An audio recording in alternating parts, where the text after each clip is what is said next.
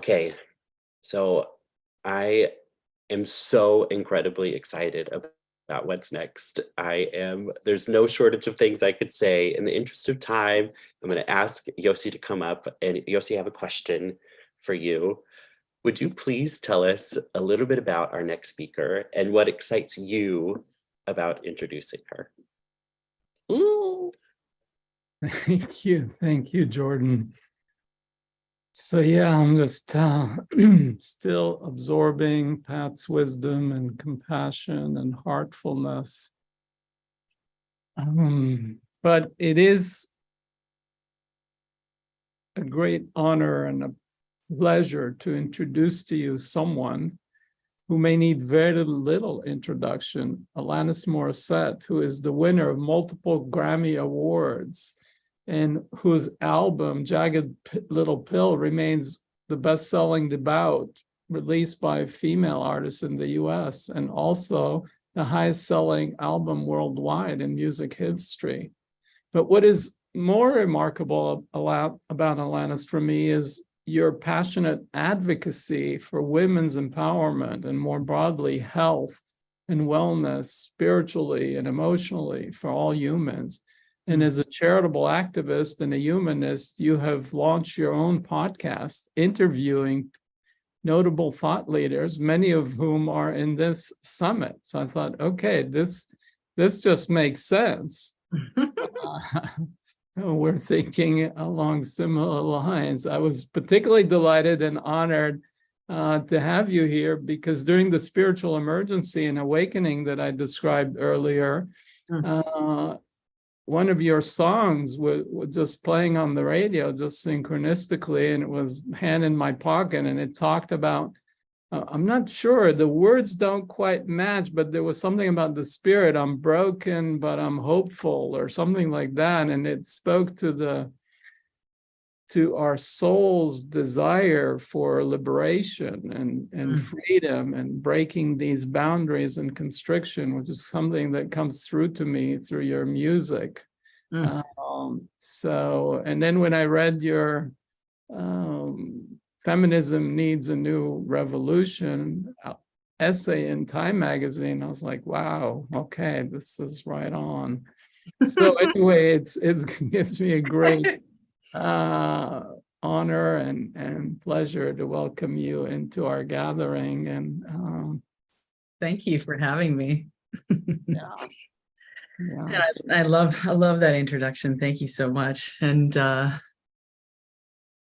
yeah, it's an honor to be here. And I love the line of questioning and that this is even happening. It's just an indication of that liberation. In the hand in my pocket the song you just alluded to, the multitudinousness of us, that I can be enraged and neutral and curious and terrified and relieved all at the same time. And often I can feel 20 things at the same time, and that we're not these sort of easily reduced creatures, we're complex creatures, and that there's a lot we can hold concurrently, there's a lot we can hold at the same time, and that we have the capacity to do that. If we have a neofrontal cortex, if we have a soul and a heart and some modicum of openness, that we can embrace everything that is on the spectrum or the continuum. Yeah, so it's an honor to be here. I feel very resonant with you as well and your worldview. Oh, thank you. I was getting the shivers as you were talking about this, our containing multitude. I forget what famous philosopher said, I am large, I contain multitude, even contradictions. Especially contradictions, yes. Contradictions. Yeah, I think there was a period of time where, there's a tendency on some of our human parts to want to reduce, to want to reduce something to one sentence or to one interpretation. And the truth is we are multitudinous and we are beautifully complex in a way that does require extra amount of consciousness and attunement and curiosity to really dive into the specificity of what might be felt in any given moment, and that does take space and a proclivity towards going within. This sort of interiority approach is really valuable because my sense of how this operates to some degree is the triadic model that I live by and that I look through a lot, which is the connection with spirit, the connection with all, the drop in the ocean of individuated self with the ocean of all of life and all of galaxies. Then there's the relationship with other, which is the humans and the professional relationship and the boundaries and the, oh, I stepped on your toes, I would love to repair, I'd love to take responsibility, and growing together as human beings and helping each other in our consciousness evolution. And then there's this juicy one, which is ideally from capital S self, as I call it, just connecting with all these parts within us. And in my direct experience with having done that over the many years, not only is there a deep wisdom when really, really empathically connecting and with curiosity with these many aspects of ourself and these parts, but that there is a great wisdom and vision and possibilities that emerge when a gentle curiosity comes toward these different parts of ourselves. So that's sort of a broad stroke of how things can ideally work. And then, then we see how often I can really show up and do it, which is clearly not every day. Yeah. And here we are, we're connected, interconnected. Mhm. So yeah, I always also use the same thing of these three levels of connection: inner, relational, and at the global level. But the amazing thing is that in interconnected also leads us to interconnectedness, because when we go into our essence, our soul essence and spirit, we realize that Inextricably linked with each other. It's so, that inner journey that you spoke about, sometimes going into our brokenness leads into our wholeness. Yeah. And that wholeness word is such a big deal for me, because there is a tendency to see, especially when trends come and go. I live for trends when they come, and I live for trends when they go. But one of them is this wellness trend, right? And my only apprehension around that is that the word wellness implies that there's some standard to live by, and that there might be another excuse for us to beat ourselves up. What if I'm depressed? What if I'm suicidal? There's a big disparity between wellness and how I'm feeling in this moment mid panic attack, So for me, rather than having wellness be the word or the Star of Bethlehem, I would posit or invite the idea of wholeness being the invitation. I think it was Master Eckhart who said, I'd rather be whole than good.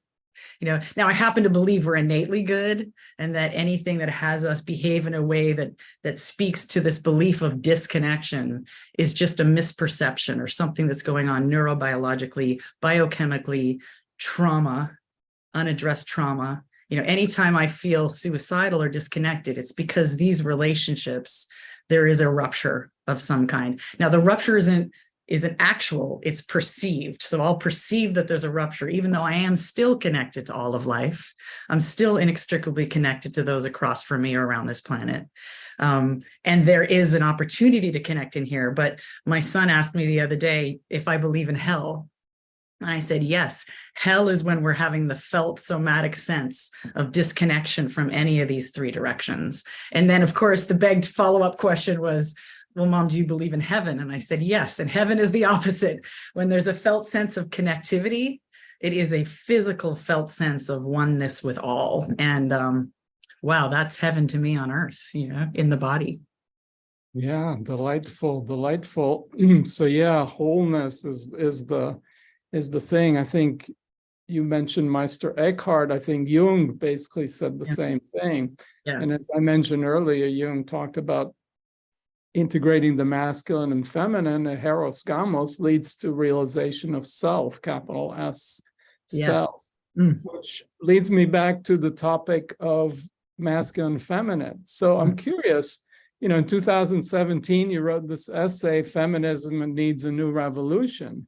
And that the new feminine needs her brother, this empowered masculine. So can you say a little bit about what led you to write that essay, and personally, and kind of where are you vis-a-vis what you said then and where you are now on those on those topics? I think what I was noticing was that there was a bit of a misperception about what feminism was, that it was a violence against, or that it was a yet another kind of violent polarity in place.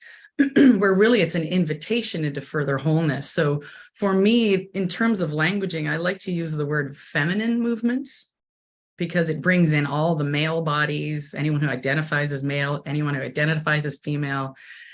It brings all the bodies into the picture, and it really looks at the feminine and the masculine in a way that is almost outside of what this body biologically is considered to be by the person. So the feminine movement is what I use more often, just verbiage wise, because it's exploring what the divine feminine is. And for me, I really zoom in on empowered feminine and disempowered feminine. And then I will zoom in on empowered masculine and disempowered masculine. So when we hear the term toxic masculinity, I immediately think disempowered masculine. Because masculinity and toxicity, that's oxymoronic. Because true masculinity is serviceful, generous, showing up, magnanimity, action, you know? And so toxic masculinity is an oxymoron. So how I see it is it's a masculine that is disempowered and perhaps not fully fleshed out. And this is in all bodies. And then the feminine, I would say the same too, if there is an apology or if there's a disempowerment around the idea of femininity, and femininity gets its ass kicked every single day, you know, in men bodies, in non-binary bodies, in female bodies. It's the idea of feminine, and if we think of it just in terms of schoolyard, bang, bang, bang, war, boom, boom, boom, boom, it's like it's implied somehow that the gentle, feminine, liquid, mercurial, intelligent, powerful, feminine imperative is somehow terrifying based on it being perceived as potentially weak or less than. Right. So it makes sense to me that people sometimes don't want to take responsibility. And I think taking responsibility is a decidedly empowered feminine approach. So these elements of why are people having such trouble taking true responsibility? Why are we so afraid of crying still in culture? Why is it that patriarchy still has a stronghold? And it's because of the fear of the feminine. And that began years and years and years ago when patriarchy started taking sort of hold in culture. This fear that somehow there's a better than, worse than, and that's the illusion, right? Because everything is across from or vertical. There is no better than, worse than. That's the illusion. Yet somehow we've been indoctrinated into believing that that's how life works. So we fight with these aspects of ourselves, you know. So I don't know if that answered your question, but at least can get the conversation going. No, I love it. I love your energy and your passion, your enthusiasm. And you spoke about the true masculine and the true feminine. So say some more about how you embody it. And like, what was it like even now to because I tried to lead our audience in an experience of feeling into the positive qualities of a masculine or yang and feminine. And you were just kind of doing it spontaneously. So what's it like for you to live in a feminine body? I assume you're talking about cultivating your true masculine and you have your feminine. So how do those energies come to express in your life, in your relationships? Oh, thanks for asking. I do notice that over the years, as a young person, I was often just considered and labeled androgynous. And when I was younger, I just sort of took that in as a neutral perception of me, because I did resonate with the idea of having true access to my masculine parts and my feminine parts. And it was not that challenging for me to maybe balance things out or flesh things out to the degree that someone might want to do if they want more of a balance in their day-to-day in terms of masculine and feminine. And I think what the feminist movement did was that it really invited women bodies, females who had been relegated to maybe some reductive version of what they were capable of in the world. When men went off to war, women realized, oh, I can do everything that I'm being asked to do, and I can keep doing the sort of stereotypical feminine stuff at the same time. And Pat Allen and a few people said, what's been wonderful about that is that women bodies have come to feel more whole and more capable. But then when there was a return, the begged invitation in the feminine feminist movement was, if we're growing, if we're becoming more whole and accessing our masculine feminine parts, then so too there is an invitation for the male bodies, the non-gender identifying bodies, all bodies, to cultivate and to flesh out and to broaden their own version of having the capacity of the masculine and feminine in their back pocket to access at any time. And there is some resistance to that.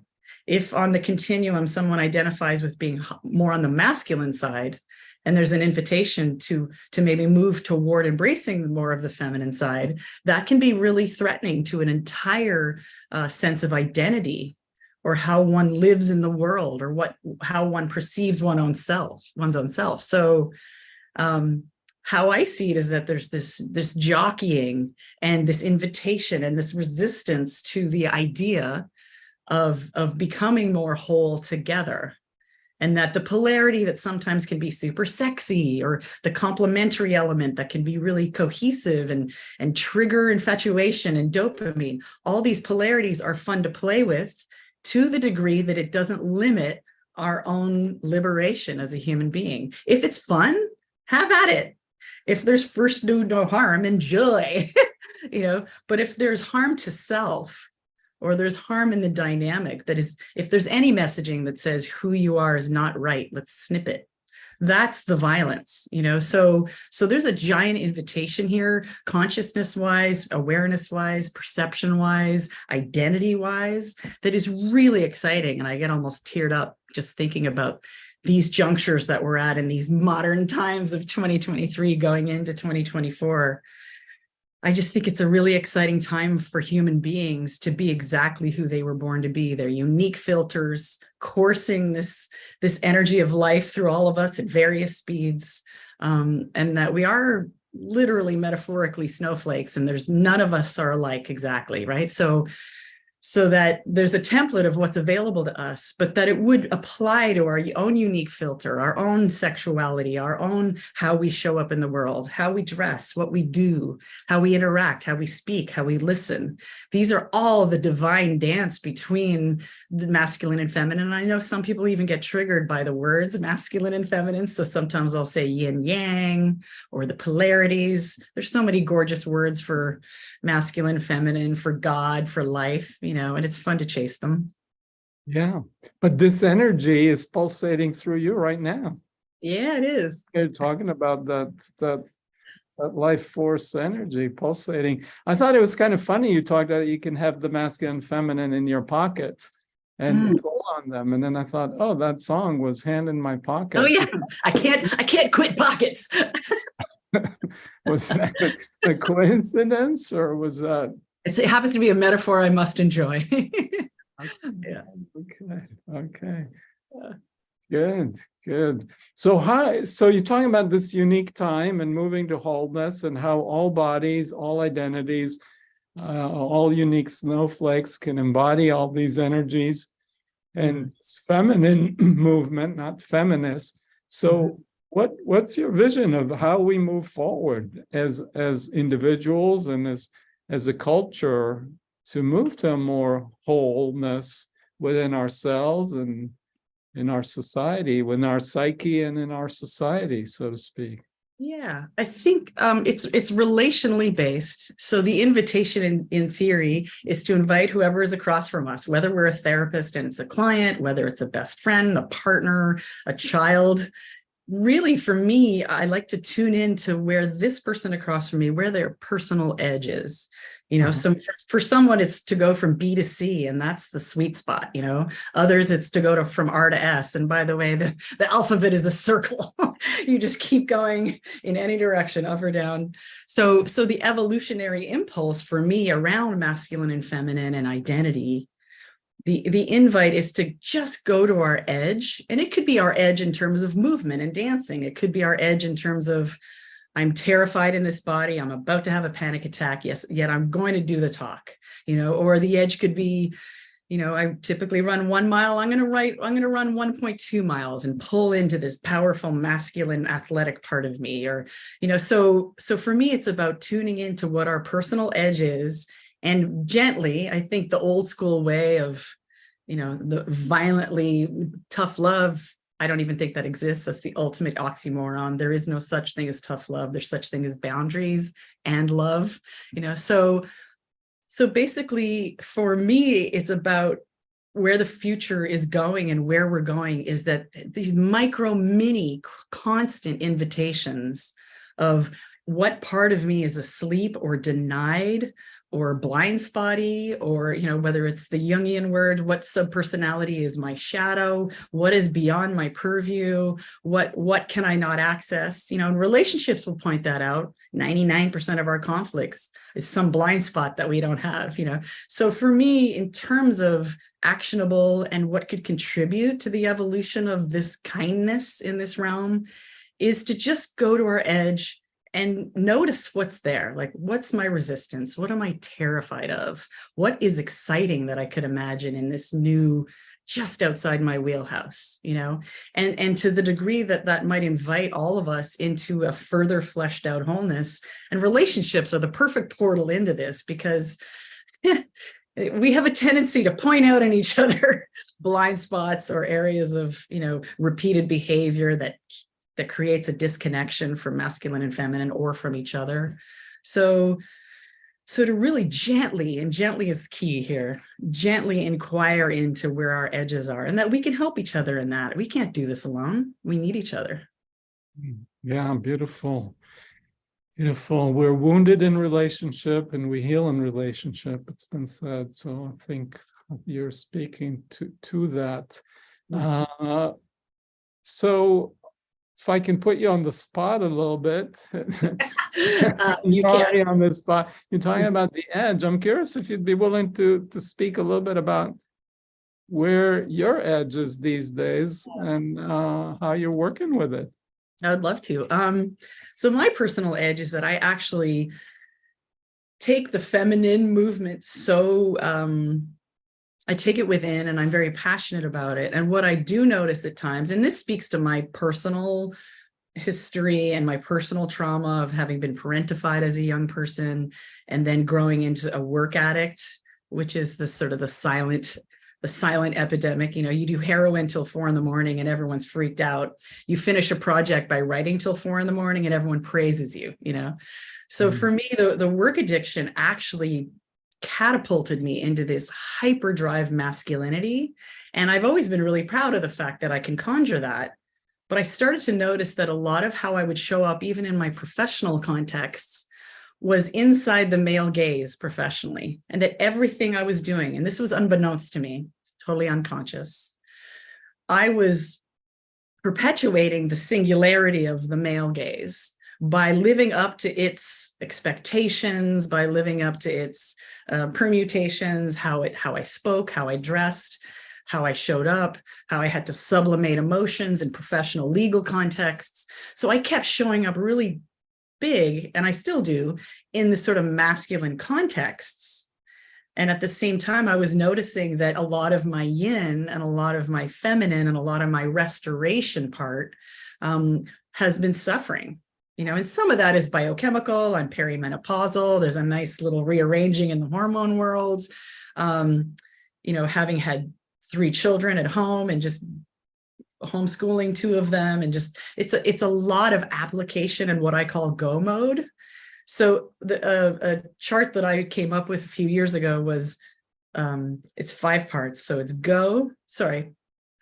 plan, go, transition, rest, reflect. So in the reflect is where you go, oh, that was wonderful, but let's not do that part again. Next time we'll fly in earlier. I really want to thank that person. I'd like to send them flowers. That reflect part is so delicious. And then going back, the rest time, and that doesn't mean sleep, although it can include sleep, but the idea of real feminine receptivity, falling literally back into a cloud so that the nervous system can regulate. And the body itself is so miraculous and depends on this wholeness and this balance between masculine and feminine for homeostasis, and that even within that, there can be some confusion on my part. As an example, I might think, wow, I need to rest. I need a massage. I need to lie in the sun. I need to have nothing to do on the to-do list.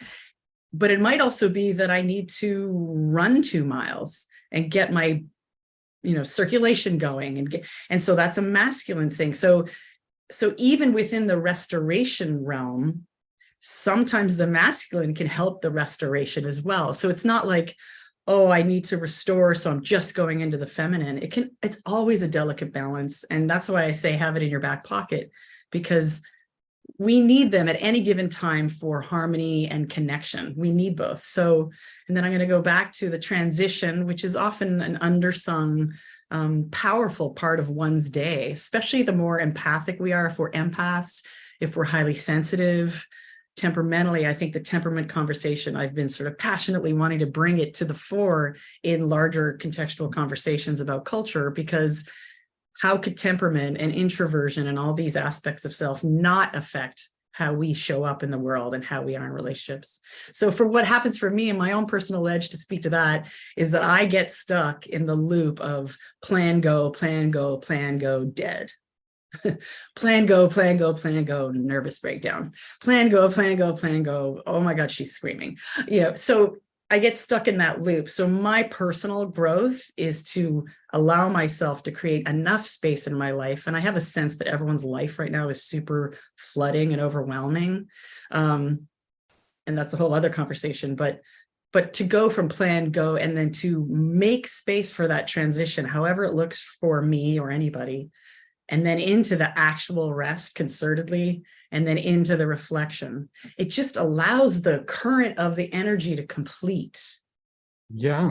And I'm in a better place to start over, right? So to the degree that the yin yang, masculine, feminine is found within those 5 parts, is where I sit at my personal edge, because I have a tendency to stay stuck in action. Yeah. So we're talking about being and doing and moving, and we need both. Yes. Yeah. But what I love about how you're speaking is about you talking about your edge and some of the things you're working on, but I get a sense of self-acceptance. Okay, well, I'm far from perfect and I'm still practicing. And so that's the wholeness that can hold our brokenness. Yeah. So, our wholeness, like you said earlier, does not judge or reject our brokenness and our woundedness. It actually holds it. And then we can heal it. So it's in the holding of our brokenness that we get to our wholeness, the way I look at it, and some of the mystics have talked about it. So I'd love to talk to you for a long more time. 3 hours, right? Sure. But because this is juicy and exciting and enlivening. But in the interest of time, given we're kind of running behind, I'll ask you one last question, and that is, what do you wish I would have asked you that I didn't? I think I can just zoom in even into the word brokenness, like to some degree, all of these parts within us. And I love the Jungian approach, and then Margaret Mahler and Sabina Spielrein developing developmentalism, and then segueing into modern teacher Debbie Ford was a huge influence and mentor turned friend for me.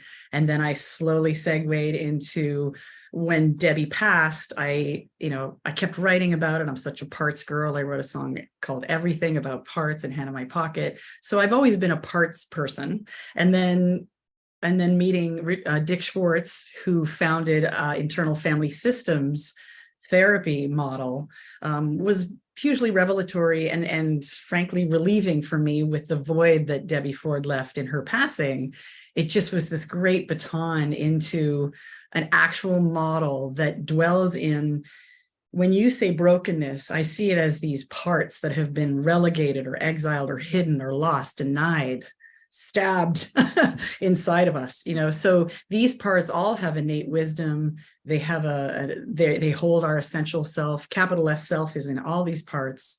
So when I hear the word brokenness, I hear someone needing, a part of us needing attention, and that underneath all of it, that it's not subject to being broken, that it's there intact the whole time, and that it's really about pulling away any kind of perception or belief that has us believe in some lie about our wholeness not being hate the word perfect, but our wholeness not being perfect to begin with. So languaging is important to me, simply because I would want to support the idea of an innate goodness, and that all these parts in us that want to protect or act out, they're all wanting to communicate something to us. So that space that we might create where we could go within is a very, very valuable space creating, because it can actually help us contain some of the actings out that slice and snip connectivity in relationships.